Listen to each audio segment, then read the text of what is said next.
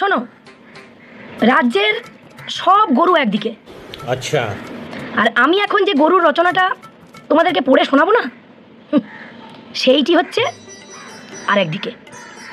শুনলেই বুঝতে পারবে না, মানে আমার অন্যায় হয়েছিল, বুঝলে। আমি শুধু বলেছিলাম যে ওই ওই 1-2 বাচ্চার মতো গরুর রচনাটা কিন্তু লিখবি না, একটু বড়দের মতো করে লিখবি। লিখেছে, শুনলে তোমাদের দম কষ্ট শুরু হয়ে যাবে গো। কি লিখেছে একবার শোনো। লিখেছে, গরু খুবই উপকারী প্রাণী। হ্যাঁ, ঠিকই লিখেছে। তারপরেরটা শোনো। বলছে বলছে গরু উপকারী প্রাণী হলেও বর্তমানে গরু কিন্তু একটি রাজনৈতিক প্রাণীও বটে, এটাও মেনে নিলাম। তারপর লিখেছে, গরুর 4টি পা ও একটি লেজ থাকলেও গরু কিন্তু পশু নয়। মানে গরু পশু নয় তো কি? আশ্চর্য, গরু গরু পশু নয় তো কি? শোনো, লিখছে, গরু হলো একজন সম্মানীয় ব্যক্তি, আর তাই জন্য নাকি আমাদের কবিগুরু সেই অনেক দিন আগে তার কবিতায় লিখে দিয়ে গেছিলেন, মা গো আমায় ছুটি দিতে বল। দেখো বোঝো অবস্থা। তাই জন্য আমরা গরুকে মাতা বলে থাকি।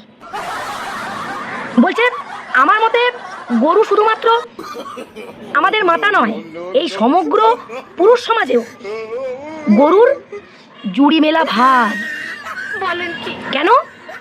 তার কারণ হিসাবে লিখছে, বাংলার ঘরে ঘরে বাবা মায়েরা একে অপরকে হ্যাঁ গো, ও গো, শুনছো গো, এই সব বলে নাকি সম্বোধন করে। আরও আছে, লিখছে যে গরুর থেকে পাওয়া ওই গোবর মাটিতে মিশে একটা উর্বর সার তৈরি হয়। ভালোই লিখেছে, দারুণ লিখেছে এটা। লিখছে যে ওই গোবর দ্বারা তৈরি সার মাটিতে মিশে বিভিন্ন ধরনের ফল ফুল এইসব চাষ হয়। তারপরে লিখছে, এই জন্য নাকি আমাদের ফলের রাজার নাম ম্যাঙ্গো আর ফুলের রানীর নাম গোলাপ। লিখছে, গরু গোবর ছড়িয়ে এবং শিং দিয়ে গুঁতিয়ে পৃথিবীকে ফুলে এবং ফলে ভর্তি করে রাখে। হ্যাঁ, ঠিকই লিখেছে। লিখছে এখান থেকেই নাকি সংস্কৃতে জননী জন্মভূমিশ্চ স্বর্গাদপি গৌরীয়সী, এই কথাটি নাকি এখান থেকেই এসছে। এইটাও সম্ভব? ও, আবার এর অর্থও লিখেছে। লিখছে, এর অর্থ হচ্ছে জননীরা অর্থাৎ মায়েরা আমাদের জন্মভূমিতে থাকেন, আর গরুরা নাকি কি ভগবান, লিখেছে গরুরা নাকি স্বর্গে দাপাদাপি করে। কি অন্যায় করেছিলাম বলো দেখিনি। হ্যাঁ, কি অন্যায় করেছিলাম বড়দের মতো করে লিখতে বলে। কি আশ্চর্য বাবু। হ্যাঁ, আরও আছে, দাঁড়াও।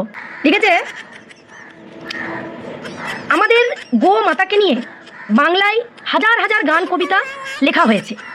তাদের মধ্যে একটির নাম হলো গীত গোবিন্দ। আর তাই জন্য নাকি আমাদের অন্তরে থাকা গোবিন্দ গো মাতাদের সাথে খেলা করতে ভালোবাসেন। শেষ লাইনে লিখেছে, গরুর স্ত্রীলিঙ্গ হচ্ছে গাই। তাই জন্য ভাষা দিবসের দিন আমাদের একটি বিখ্যাত বাংলা গানের প্রথম লাইন হচ্ছে, গেয়েই শোনায়। কি আর করবো, এত ভালো রচনা আমি মানে লিখতে বলেও আমার কি অন্যায় যে হয়েছে। যাই হোক, আমি বাংলায় গান গাই, আমি বাংলায় গান গাই। তাহলে বুঝতে পারলে তো আমি অন্য লোকের দাঙ্গা কি করতে দেখতে যাবো? আমার ঘরেই তো গরু রচনা নিয়ে 2 দিন ধরে দাঙ্গা চলছে। কি অন্যায় যে করেছিলাম হাড়ে হাড়ে টের পাচ্ছি। তোমরাও বোঝো ঠেলা। চলো আজকে এইটুকুই, খাবার কালকে দেখা হচ্ছে। টাটা।